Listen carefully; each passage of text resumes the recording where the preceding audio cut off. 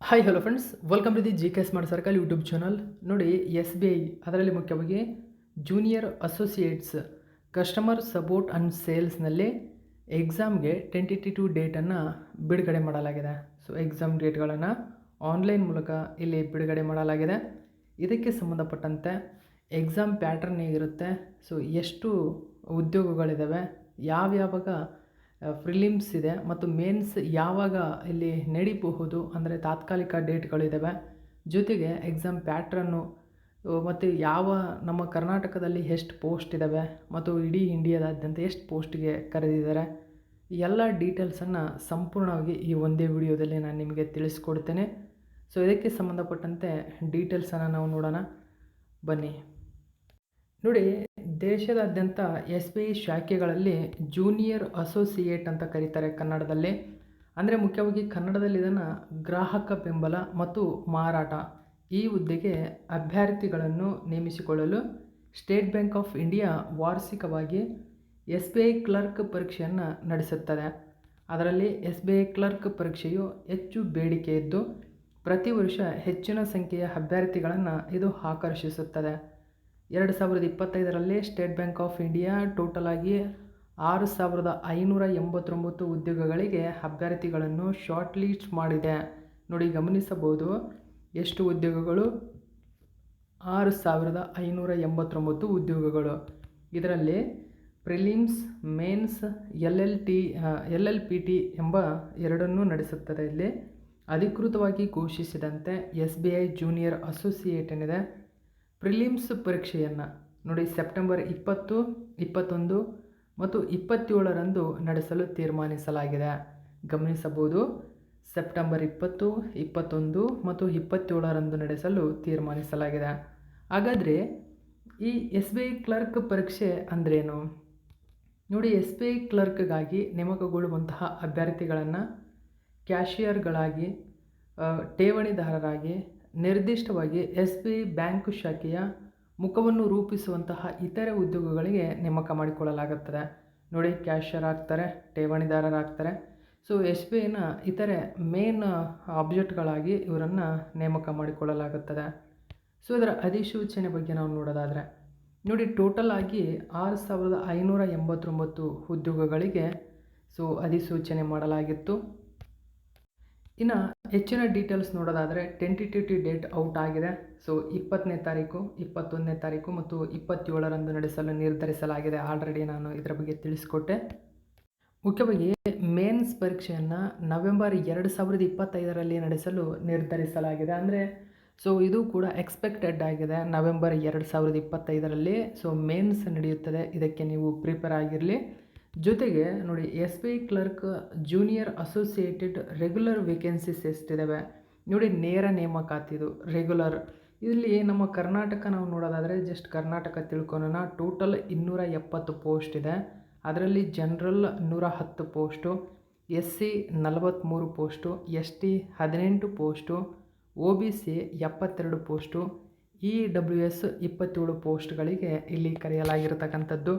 So ಉಳಿದಂತೆ ಇತರೆ ರಾಜ್ಯಗಳು ಎಷ್ಟೆಷ್ಟಿದೆ ಅಂತಕ್ಕಂಥ ಮಾಹಿತಿಯನ್ನು ನೀವಿಲ್ಲಿ ಗಮನಿಸಬಹುದು. ಓಕೆ, ಇವೆಲ್ಲವೂ ರೆಗ್ಯುಲರ್ ಆಗಿರುತ್ತೆ, ಇದು ನೆನಪಿರಬೇಕು ನಿಮಗೆ.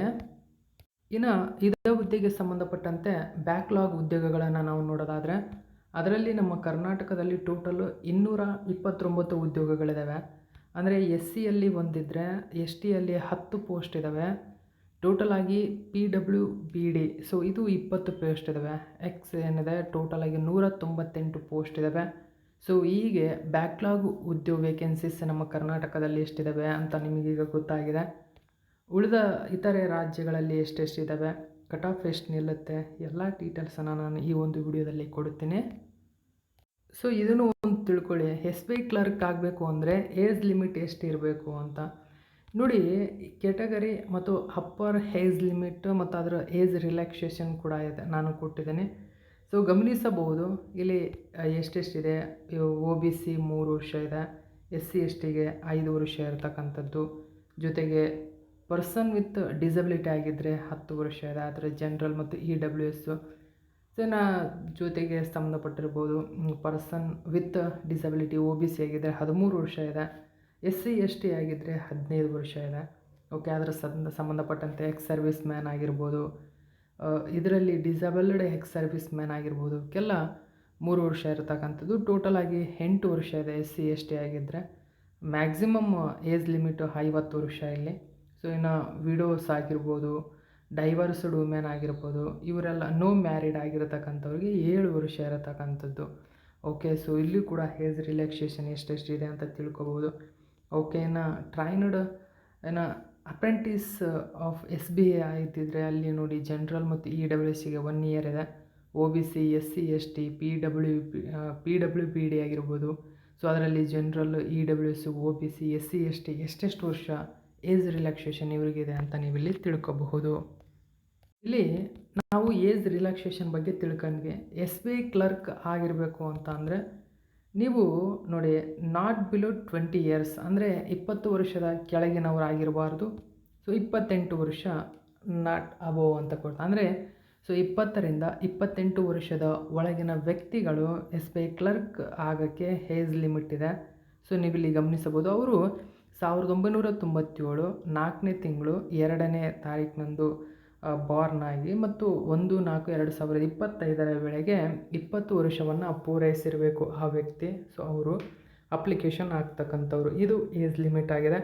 ಕೆಳಗಡೆ ಏಜ್ ರಿಲ್ಯಾಕ್ಸೇಷನ್ ಬಗ್ಗೆ ನಾವು ತಿಳ್ಕೊಂಡ್ವಿ. ನೋಡಿ, ನೀವೇನಾದರೂ SBI ಕ್ಲರ್ಕ್ ಅದರಲ್ಲಿ ಪ್ರಿಲಿಮಿನರಿ ಎಕ್ಸಾಮ್ ಪ್ಯಾಟ್ರನ್ ಹೇಗಿರುತ್ತೆ ಅಂತ ನಾವು ಕೇಳೋದಾದರೆ ನೋಡಿ, ಪ್ರಿಲಿಮಿನರಿ ಅಂದರೆ ಪ್ರಿಲಿಮ್ಸ್ ಎಕ್ಸಾಮ್ ಪ್ಯಾಟ್ರನ್ ನೋಡಿ, ಇಲ್ಲಿ ಮತ್ತು ಟೋಟಲಾಗಿ 3 ರೀತಿ ಇದೆ.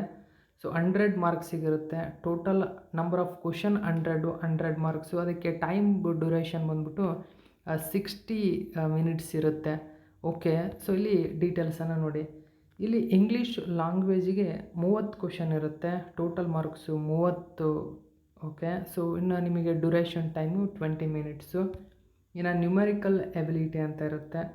ನಂಬರ್ ಆಫ್ ಕ್ವಶನ್ 35 ಇದ್ದರೆ ಟೋಟಲ್ ಮಾರ್ಕ್ಸು ಕೂಡ 35, ಡ್ಯೂರೇಷನ್ 20 ಮಿನಿಟ್ಸು. ಇನ್ನು ರೀಸನಿಂಗ್ ನೋಡಿ, ನಂಬರ್ ಆಫ್ ಕ್ವಶನ್ 35 ಇದ್ದರೆ total marks 30. Okay, 35, number duration 20. So ಹೀಗೆ SBI ಕ್ಲರ್ಕ್ ನೀವು ಆಗಬೇಕು ಅಂದರೆ ಇದರಲ್ಲ ಎಕ್ಸಾಮ್ ಪ್ಯಾಟ್ರನ್ ಹೇಗಿದೆ ಅಂತ ನೀವು ಇಲ್ಲಿ ಗೊತ್ತು ಮಾಡ್ಕೊಂಡಿದ್ದೀರಾ ಅಂದ್ಕೊಳ್ತೀನಿ. ಸೊ ನೋಡಿ, ಪ್ರಿಲಿಮ್ಸಿಗೆ ಸೊ ಇಷ್ಟು ಪ್ರಿಪೇರ್ ಆಗಿರಬೇಕಾಗುತ್ತೆ ನೀವು. ಜೊತೆಗೆ ನಾವು ಮೇನ್ಸ್ ಎಕ್ಸಾಮ್ ಪ್ಯಾಟ್ರನನ್ನು ನೋಡೋಣ. ನೋಡಿ, ಮೇನ್ಸ್ ಎಕ್ಸಾಮ್ ಪ್ಯಾಟ್ರನ್ ಹೇಗಿರುತ್ತೆ, ಇಲ್ಲಿ 4 ರೀತಿಯಲ್ಲಿರುತ್ತೆ. ಓಕೆ, ಸೊ ಒಂದನೇದಾಗಿ ಜನರಲ್ ಅಥವಾ ಫಿನಾನ್ಷಿಯಲ್ ಅವೇರ್ನೆಸ್ ಇರುತ್ತೆ. 50 ಕ್ವಶನ್ ಇರುತ್ತೆ. 50 ಮಾರ್ಕ್ಸಿಗೆ 35 ನಿಮಿಷ ಟೈಮ್ ಇಲ್ಲಿ. ಜನರಲ್ ಇಂಗ್ಲೀಷ್ ಇರುತ್ತೆ. 40 ಕ್ವಶನ್ ಇರುತ್ತೆ. 40 ಮಾರ್ಕ್ಸಿಗೆ 35 ನಿಮಿಷ ಟೈಮ್ ಇರುತ್ತೆ. ಕ್ವಾಂಟಿಟೇಟಿವ್ ಆಪ್ಟಿಟ್ಯೂಡ್ ಇರುತ್ತೆ. ನಂಬರ್ ಆಫ್ ಕ್ವಶನ್ 50 ಇರುತ್ತೆ. ಟೋಟಲ್ ಮಾರ್ಕ್ಸ್ 50, ಡ್ಯೂರೇಷನ್ ನಿಮಗೆ 45 ಮಿನಿಟ್ಸ್ ಇರುತ್ತೆ. ಜೊತೆಗೆ reasoning ability and computer aptitude ಇರುತ್ತೆ. ನಂಬರ್ ಆಫ್ ಕ್ವಶನ್ 50 ಇದ್ದರೆ ಟೋಟಲ್ 60 ಮಾರ್ಕ್ಸ್ ಇರುತ್ತೆ. ನೋಡಿ, 45 ಮಿನಿಟ್ಸ್ ಟೈಮ್ ಇರುತ್ತೆ. ಟೋಟಲಾಗಿ 190 ನಂಬರ್ ಆಫ್ ಕ್ವಶನ್ ಇದ್ದರೆ 200 ಮಾರ್ಕ್ಸ್ ಸಿಗಿರುತ್ತೆ. ಇಲ್ಲಿ ಡ್ಯೂರೇಷನ್ ಬಂದ್ಬಿಟ್ಟು ನಿಮಗೆ 2 hours 40 minutes ಟೈಮ್ ಇರುತ್ತೆ. ನೋಡಿ, ಮೇನ್ಸ್ ಎಕ್ಸಾಮ್ಗೆ 2 hours 40 minutes time. Total 200 ಮಾರ್ಕ್ಸಿಗೆ 190 question ಇರುತ್ತೆ. ಇದನ್ನು ನೀವು ಗಮನಿಸಬೇಕು. ಓಕೆ, ಪ್ರಿಲಿಮ್ಸು 100 ಕ್ವಶನ್ ಇದ್ದರೆ ಮೇನ್ಸು 190 ಕ್ವಶನ್ ಇರುತ್ತೆ. ಓಕೆ, SBI ಕ್ಲರ್ಕಿಗೆ ಸಂಬಂಧಪಟ್ಟಂತೆ ಇಷ್ಟು ಮಾಹಿತಿ ನೆನಪಿರಬೇಕು. ಇನ್ನೂ ಹೆಚ್ಚಿನ ಡೀಟೇಲ್ಸನ್ನು ಕೊಡ್ತೀನಿ. ಇದರ ಜೊತೆಗೆ SBI ಕ್ಲರ್ಕ್ ಆಗಬೇಕಂದ್ರೆ ಲ್ಯಾಂಗ್ವೇಜ್ ಪ್ರೊಫಿಷಿಯನ್ಸಿ ಟೆಸ್ಟ್ ಇರುತ್ತೆ. ಸೊ ನಾನ್ ವರ್ಬಲ್ ಟೆಸ್ಟ್ ಇರುತ್ತೆ. ನಿಮಗೆ ನೋಡಿ ಗಮನಿಸಬಹುದು, ವರ್ಬಲ್ ಟೆಸ್ಟ್ ಅಂತ ಈ ರೀತಿ 2 ಇರ್ತವೆ. ಇದನ್ನು ನೀವು ಗಮನಿಸಬೇಕು. Okay, maximum marks, number of question ಎಷ್ಟಿರುತ್ತೆ, ನಂಬರ್ ಆಫ್ ಪ್ಯಾಸೇಜ್ ಎಷ್ಟು ಬರೀಬೇಕು, ಸೆಕ್ಷನ್ ಎಷ್ಟಿರುತ್ತೆ, ಎಲ್ಲ ಡೀಟೇಲ್ಸನ್ನು ಇಲ್ಲಿದೆ, ನೀವು ನೋಡ್ಕೋಬಹುದು. ಜೊತೆಗೆ SBI ಕ್ಲರ್ಕ್ ಆಗಬೇಕು ಅಂದರೆ ನೀವು ಸಿಲೆಬಸ್ ಗೊತ್ತಿರಬೇಕು. ಸೊ ಸಿಲೆಬಸ್ ನೀವು ಒಂದೊಂದಾಗಿ ಇಲ್ಲಿ ನೋಡ್ಕೊಳ್ಳಿ. ರೀಸನಿಂಗು, ಕ್ವಾಂಟಿಟೇಟಿವ್ ಎಬಿಲಿಟಿ ಆಗಿರ್ಬೋದು, ಇಂಗ್ಲೀಷ್ ಲ್ಯಾಂಗ್ವೇಜ್. ಸೊ ಓಕೆ, ಯಾವ್ಯಾವಿದೆ ಎಲ್ಲ ಡೀಟೇಲ್ಸನ್ನು ನೀಟಾಗಿ ನೋಡಿಕೊಂಡು ನೋಟ್ ಮಾಡ್ಕೊಳ್ಳಿ. ಸೊ ಜೊತೆಗೆ ನೀವು ಅಟೆಂಡ್ ಮಾಡಿದರೆ ಈಸಿಯಾಗಿ ಈ ಎಕ್ಸಾಮನ್ನು ಕ್ರ್ಯಾಕ್ ಮಾಡಬಹುದು. ಓಕೆ, ಸೊ ಇದು ಸಂಪೂರ್ಣ ಡೀಟೇಲ್ಸ್ ಆಗಿದೆ ಇದಕ್ಕೆ ಸಂಬಂಧಪಟ್ಟಂತೆ. ಸೊ ಈಗ ನಾವು ಕಟ್ ಆಫನ್ನು ತಿಳ್ಕೊಳ್ಳೋಣ. ನೋಡಿ, SBI ಕ್ಲರ್ಕ್ 2024 ಪ್ರಿಲಿಮ್ಸ್ ಏನು ನಡೆದಿತ್ತು, ಸೊ ಅದರ ಕಟ್ ಆಫನ್ನು ನಾವು ನೋಡೋಣ. ಇಲ್ಲಿ ಸ್ಟೇಟ್ ಮತ್ತು ಯೂನಿಯನ್ ಟೆರಿಟರಿ ಆಗಿರ್ಬೋದು, ಜನರಲ್ ಎಷ್ಟು ನಿಂತಿತ್ತು ಅಂತ ನಾವು ನೋಡೋದ. ಇಲ್ಲಿ ಸ್ಟೇಟ್ ವೈಸ್ ನಾವು ನೋಡೋದಾದರೆ ನಮ್ಮ ಕರ್ನಾಟಕದಲ್ಲಿ ಹೆಚ್ಚಿಗೆ ನಿಂತಿದೆ. ಸೊ ಅಂಡಮಾನ್ ನಿಕೋಬಾರಲ್ಲಿ 68% ಇದೆ ನೋಡಿ, 68.75ಗೆ ಪ್ರಿಲಿಮ್ಸ್ ಕಟ್ ಆಫ್ ನಿಂತಿರತಕ್ಕಂಥದ್ದು. ಸೊ ಛತ್ತೀಸ್ಗಢ ಮತ್ತು ಬಿಹಾರ ಅತಿ ಕಡಿಮೆ ನಿಂತಿದೆ. ಛತ್ತೀಸ್ಗಢ ನೋಡಿ ಟೋಟಲ್ ಆಗಿ ಕೇವಲ 29.5% ನಿಂತಿರತಕ್ಕಂಥದ್ದು. ಸೊ ನೀವು ಆಯ್ಕೆ ಮಾಡ್ಕೊಳ್ಳಿ ಯಾವ ಸ್ಟೇಟಿಗೆ ಹಾಕಬೇಕು ಎಂಬುದನ್ನು ಆಯ್ಕೆ ಮಾಡ್ಕೊಂಡು ನೀವು ಹಾಕ್ಬೋದು. ಜಾರ್ಖಂಡ್, ನಮ್ಮ ಕರ್ನಾಟಕ ನೋಡಿ ಅತಿ ಹೆಚ್ಚು ನಿಂತಿರತಕ್ಕಂಥದ್ದು. ಸೊ 100 ಮಾರ್ಕ್ಸಿಗೆ 72.5 ಕಟ್ ಆಫ್ ನಿಂತಿರತಕ್ಕಂಥದ್ದು 2024 ಓಕೆ. ಸೊ ಆ ಕಾರಣಕ್ಕಾಗಿ ಅಂದರೆ ನಂಬರ್ ಆಫ್ ಪೋಸ್ಟ್ ಎಲ್ಲಿ ಜಾಸ್ತಿ ಇರುತ್ತೆ ಮತ್ತು ಎಲ್ಲ ನೋಡ್ಕೊಂಬಿಟ್ಟು ನೀವು ಅಪ್ಲೈ ಮಾಡಬಹುದು. ಓಕೆ, ನಿಮಗೆ ಕರ್ನಾಟಕದಲ್ಲಿ ಜಾಬ್ ಬೇಕು ಅಂದರೆ ಕರ್ನಾಟಕದಲ್ಲಿ ಹಾಕ್ಬೋದು. ಬೇರೆ ರಾಜ್ಯಗಳಲ್ಲಿ ಮಾಡೋಕ್ಕೆ ತಯಾರಿದ್ದೀನಿ ಅನ್ನೋರಾದರೆ ಸೊ ಎಲ್ಲಿ ಯಾವ ರಾಜ್ಯದಲ್ಲಿ ಕಡಿಮೆ ಕಟ್ ಆಫ್ ನಿಂತಿದೆ ಎಂಬುದನ್ನು ಆಯ್ಕೆ ಮಾಡಿಕೊಂಡು ನೀವು ಅಪ್ಲೈ ಮಾಡಬಹುದು. ನೋಡಿ ಕೇರಳ ಆಗಿರ್ಬೋದು, ಮಧ್ಯಪ್ರದೇಶದಲ್ಲಿ ನೋಡಿ 49.25ಗೆ ನಿಂತಿದೆ. ಸೊ ಮಹಾರಾಷ್ಟ್ರ ಆಗಿರ್ಬೋದು, ಮಣಿಪುರ ನೋಡಿ 37. ಅಂದರೆ ಇಲ್ಲಿ ನಂಬರ್ ಆಫ್ ಪೋಸ್ಟ್ ಕೂಡ ಕಡಿಮೆ ಇರುತ್ತೆ.